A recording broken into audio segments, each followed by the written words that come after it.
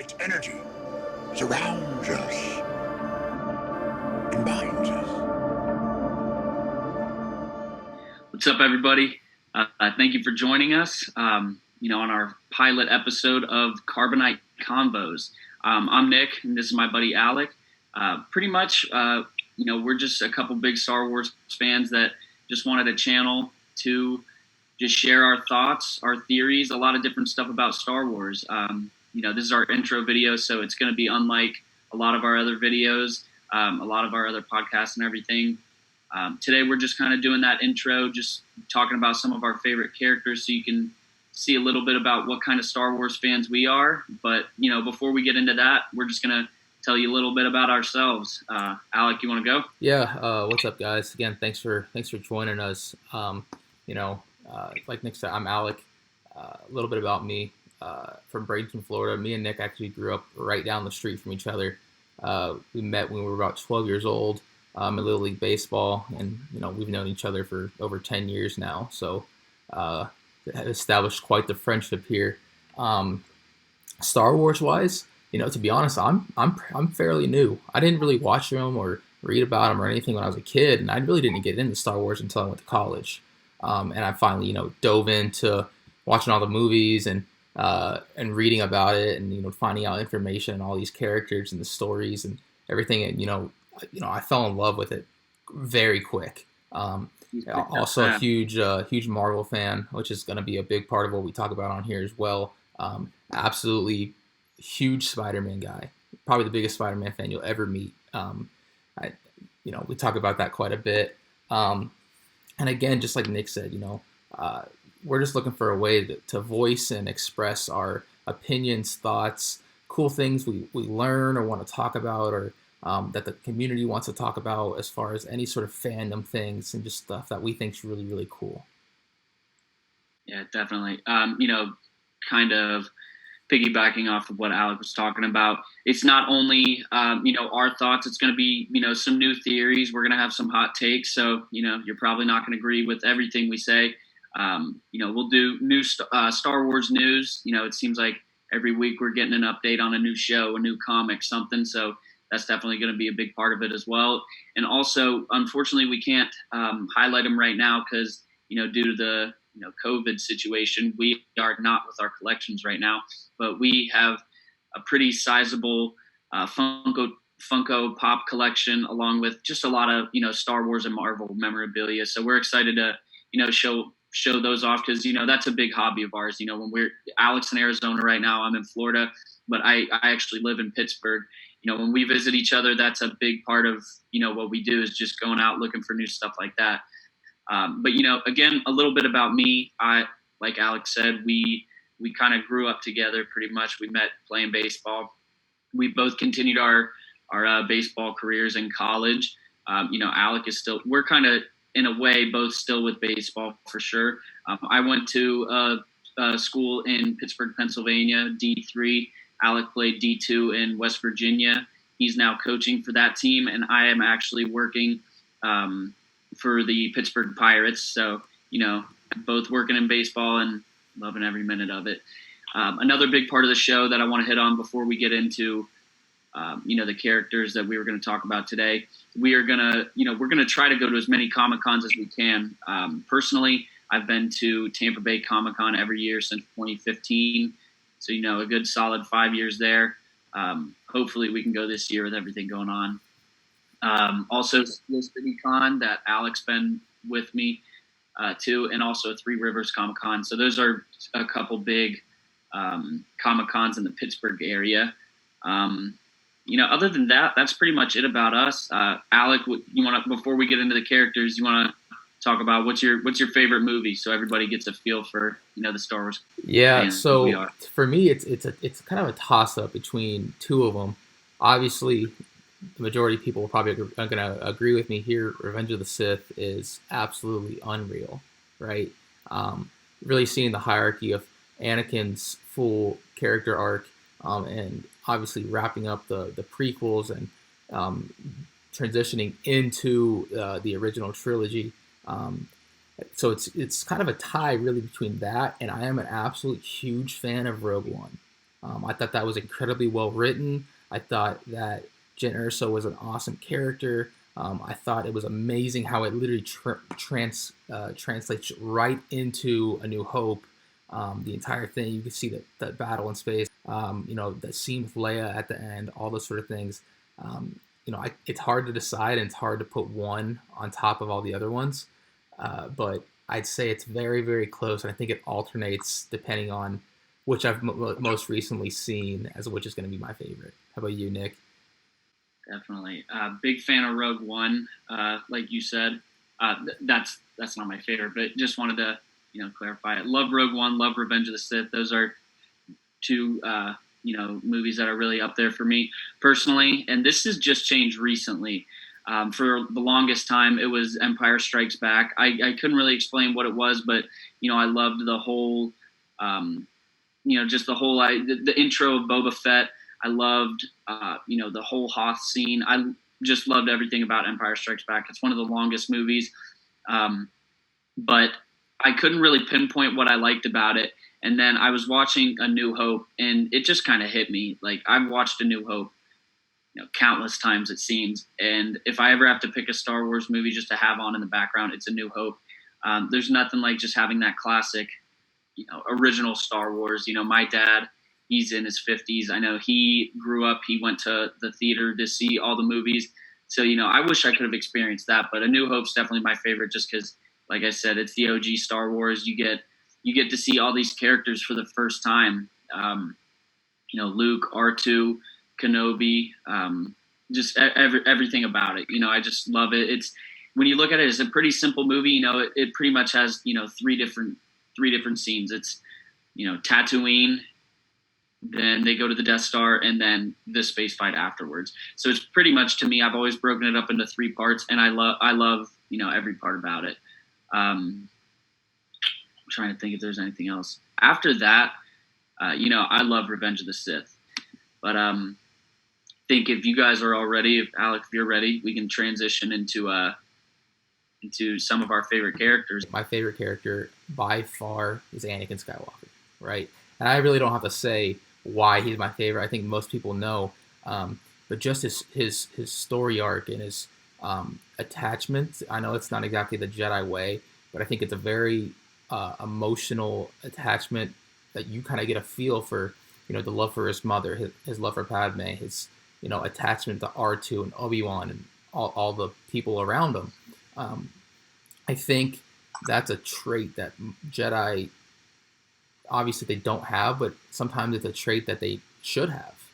And there's a lot of power involved with emotion.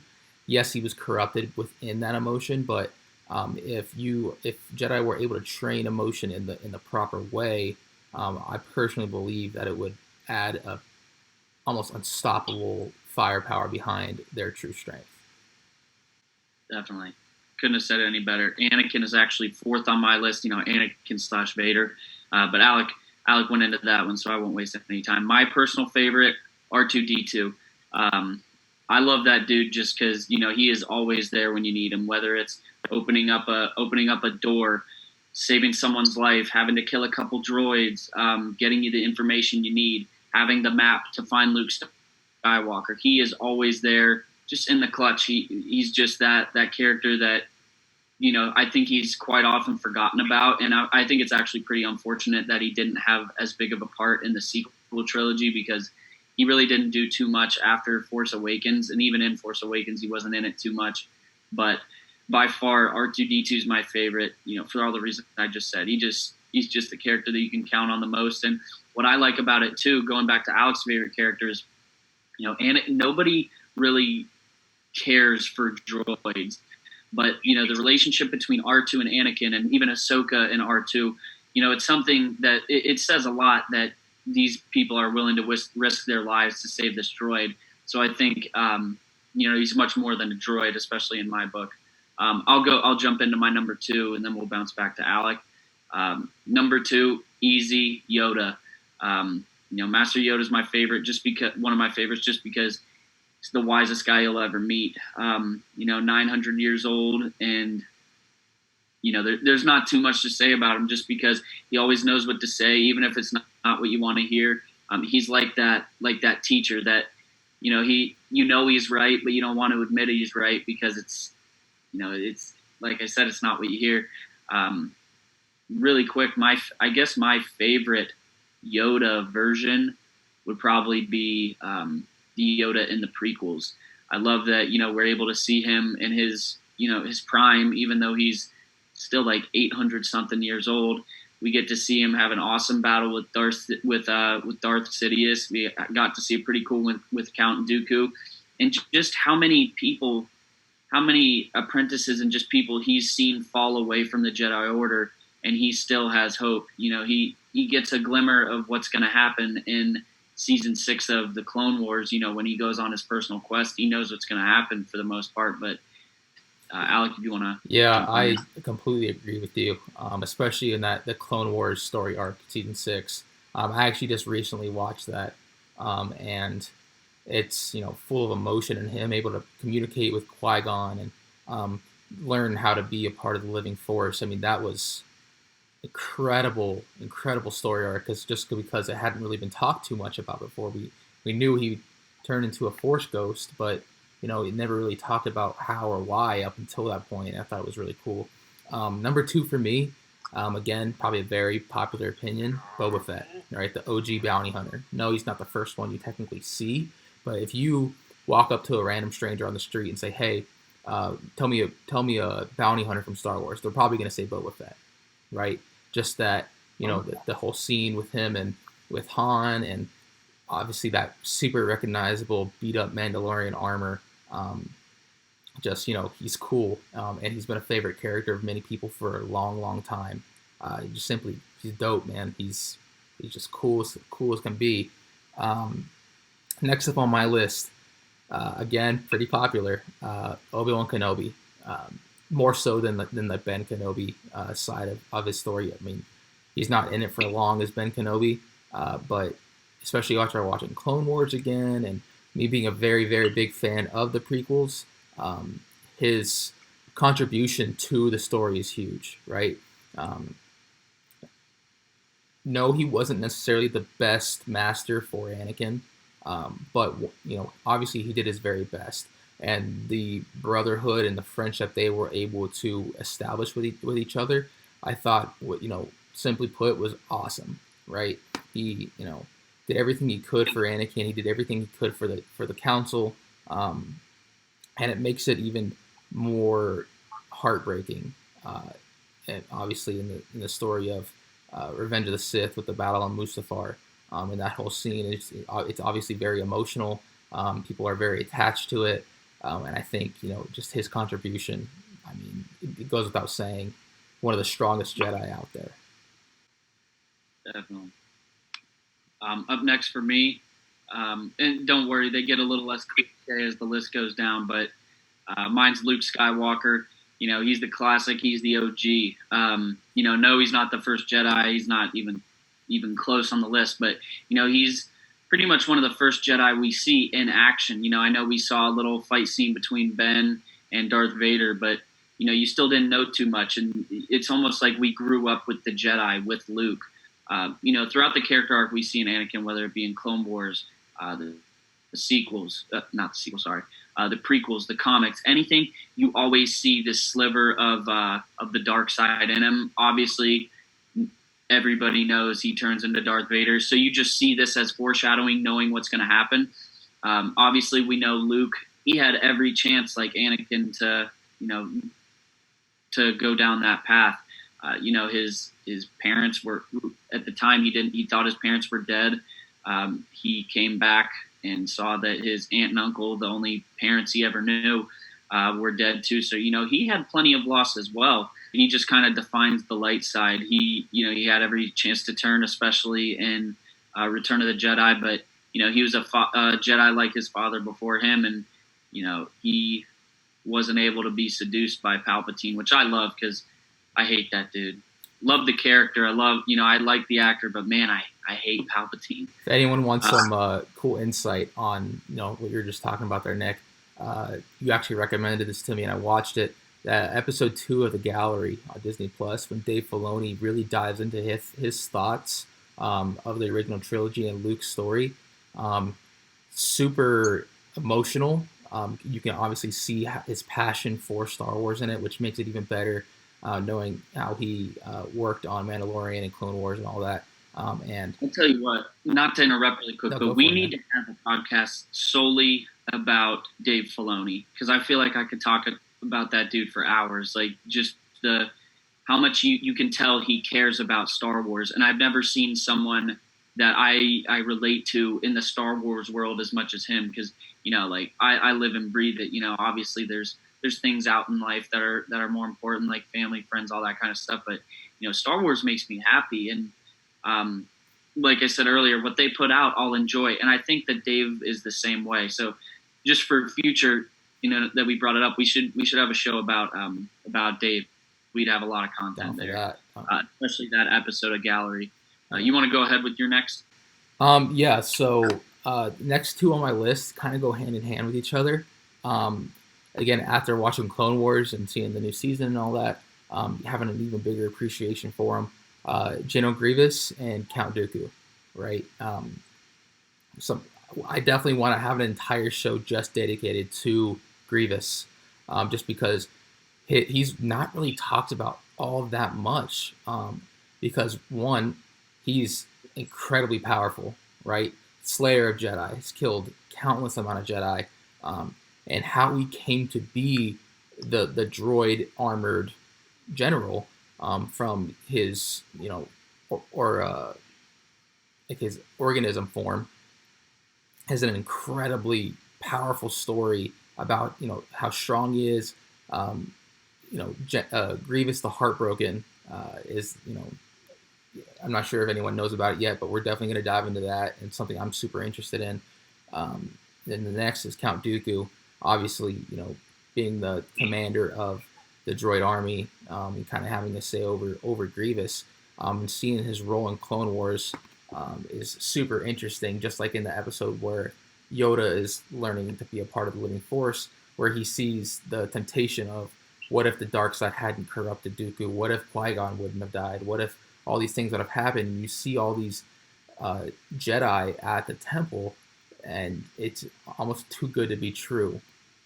And talking about him being a master swordsman, talking about how he's truly one of the fallen Jedi, corrupted by the Sith because of his obsession with trying to defeat it. Being so strong, he eventually became overwhelmed and overpowered by that force and had to join them, unfortunately. But super interesting characters, and I'd love to dive into them a little bit more in further episodes.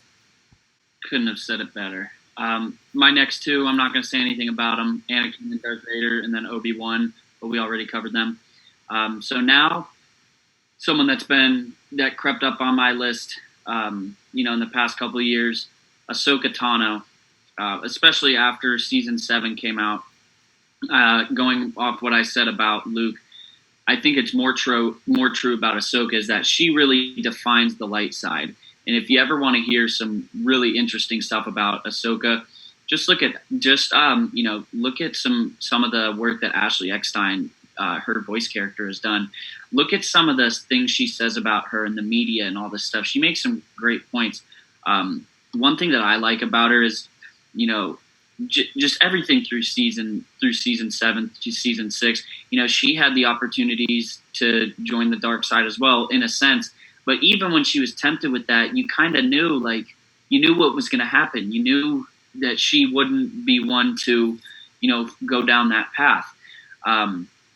Again, I think she has an amazing character arc. I think one of the most interesting parts about it is seeing, where she came in the Clone Wars movie. I think it was in 2008 when it came out, and then, I'm not gonna lie, I used to hate Ahsoka. I just thought she was annoying. I thought she was kind of bratty. I thought she was, what's the word? She just didn't care what anybody told her. She did what she wants. She was a child. And, she was literally a child. Like, we got to see her grow up. Like, I thought that was really cool. Yeah, she was learning from Anakin too, so she didn't have the best example to follow. But seeing her go from that to where she ended up in Rebels, I think that was the coolest thing because her character in Rebels, how old she is, how we didn't see a lot of her, but she was very significant. She was a very good mentor to especially Ezra. So I love Ahsoka, and just her character arc is unbelievable. I think she really matured in her role. I'm gonna hop into my next one really quick. I'm not gonna spend too much time on Chewie. I just like him because he's an awesome best friend. I've a couple guys in my circle. Alec, no, Alec is best friends with them too. I have a couple guys that I'd take a bullet for them. They're my brothers. That's what I see in Chewbacca. One of my favorite Chewbacca scenes is in Solo. Right after Kira leaves Han. You see the image of them from the back, and you could tell Han how upset he is, and you just see Chewie put his arm on him, and you already know what kind of relationship they have because of the movies.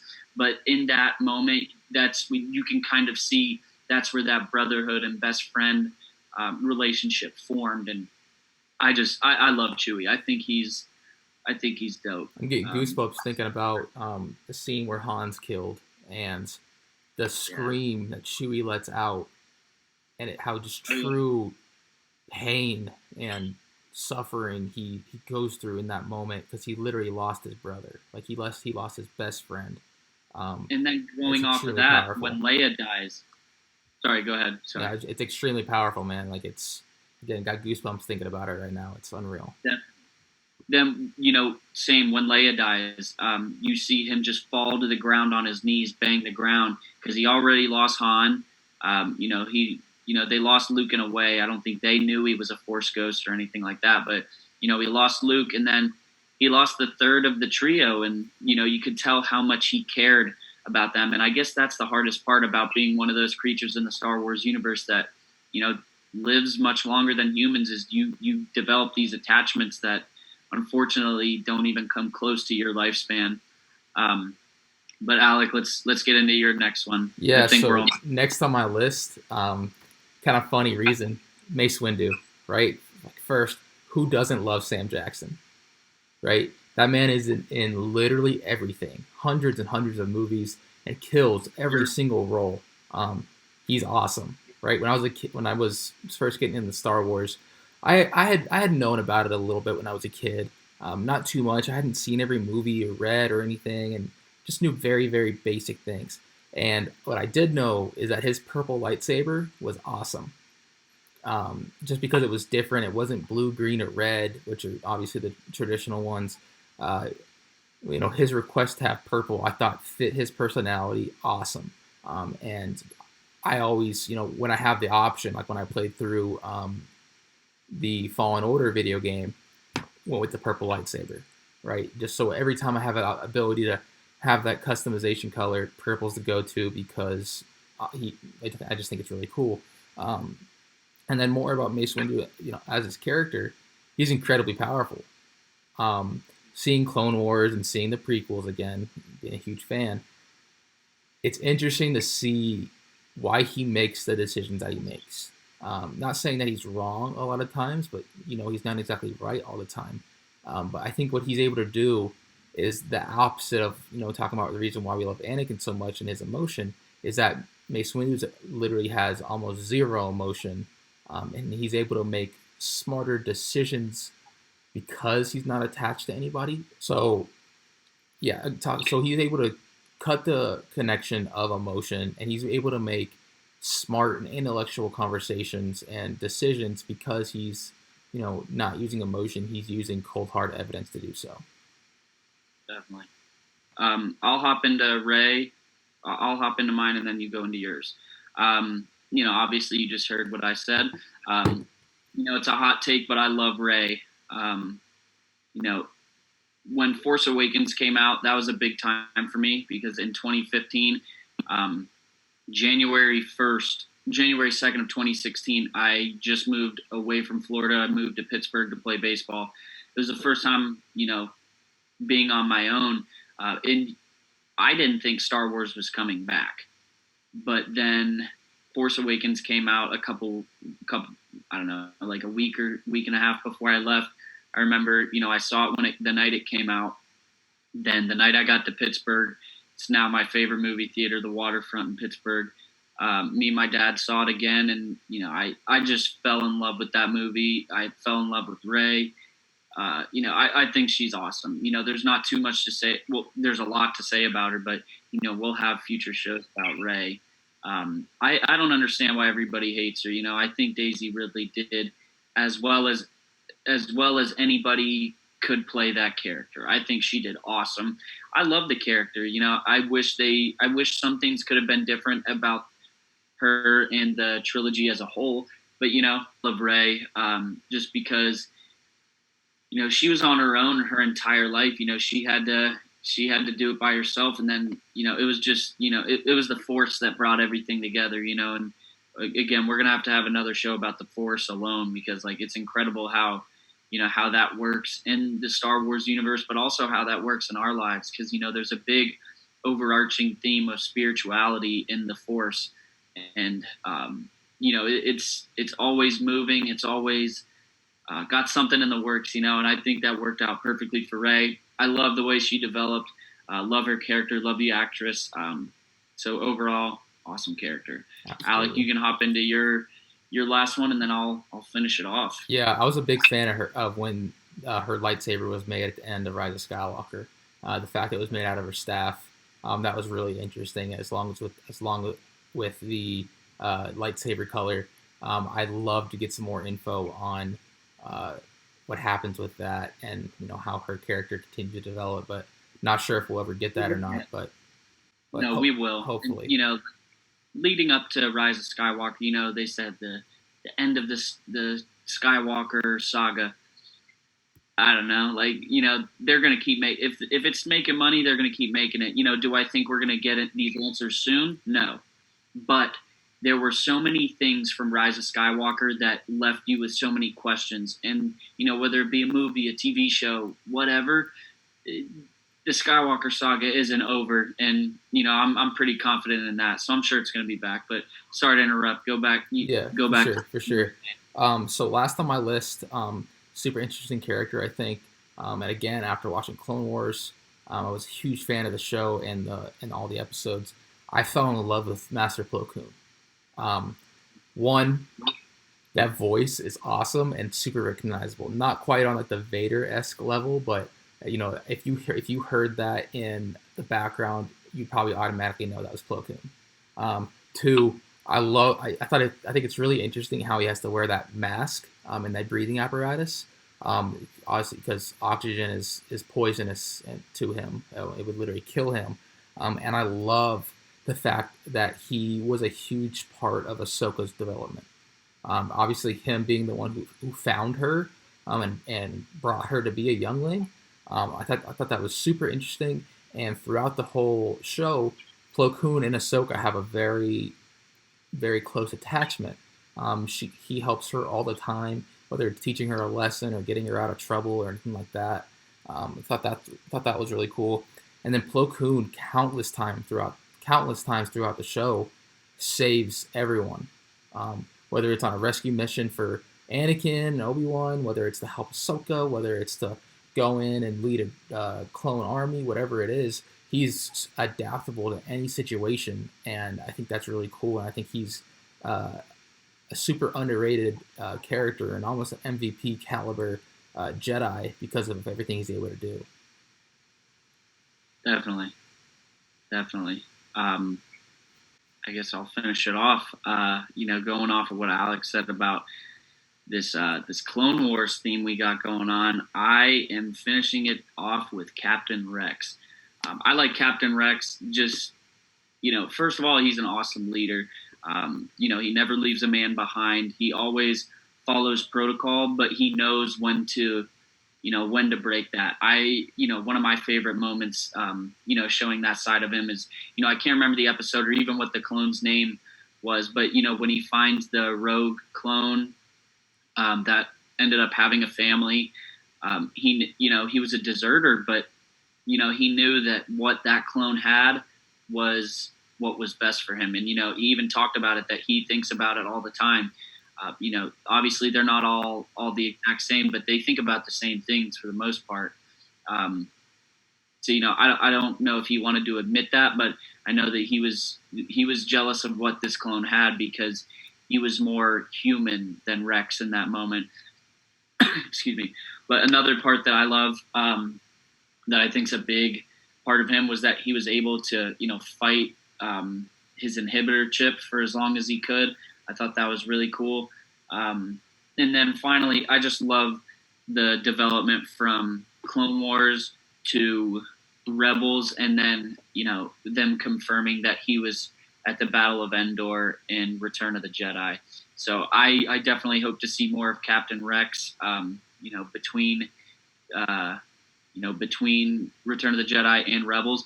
And what's really cool is, I can't remember his name, but the guy that played Jango Fett and all the troopers, with him returning or with him coming back in The Mandalorian, I saw something like that could mean a couple different things. Yeah, it could mean he's Boba Fett, but also, that could be him playing Rex. Because, he's around that age that Rex would be now. So I think that would be pretty cool. And I think a lot of people overlook that, because when you think of Mandalorian, obviously you think of Mandalorians. You see who played Jango Fett, you think of him, oh yeah, he's going to be playing Boba Fett now.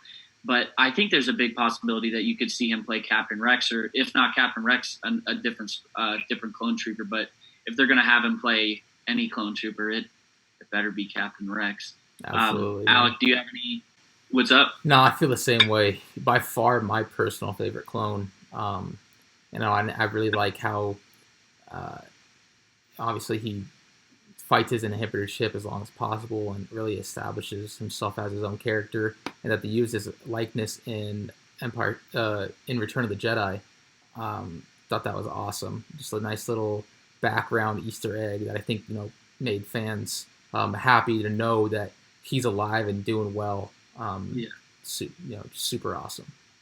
Definitely. Do you have any thoughts for the crowd before we sign off? No, if whoever is able to see this, just thank you for tuning in. I know it's not exactly professional quality, and we expect it to get better as it goes on. But just to let us voice our opinions on things and talk about stuff that just we think is really cool, is an awesome way through this platform. So we appreciate any love and any support from you guys out there. Definitely. Just echoing Alec again. Thank you, everybody. I couldn't be more excited to finally have this off the ground. This has been, something in my mind for years, and I finally had the guts to bring it up to Alec. And just so everybody knows, I call him Bob, so I'll probably call him Bob throughout these episodes. I brought it up to Bob, and I had to work up those nerves, say like, yo, let's go all in. And what better time than right now during this pandemic. So again, thank you. Just a reminder that not the shows in the future are not going to be like this. This was just an intro to, get, so you guys can see what kind of Star Wars fans we are. Just kind of see the kind of people we are, in relation to the Star Wars universe. And again, the future is gonna be awesome. I couldn't be more excited to get this going. Absolutely. Make sure you guys give us a shout out on Instagram and Twitter at Carbonite Convos. For any news about our episodes and shows coming out, you'll be able to see everything on there. So you don't have access to that info. Definitely. Twitter, Instagram, Facebook, we got it all. So I think that's it for the first show. And again, just thank you, everybody. Awesome. Thanks, guys. Remember, the Force will be with you, always.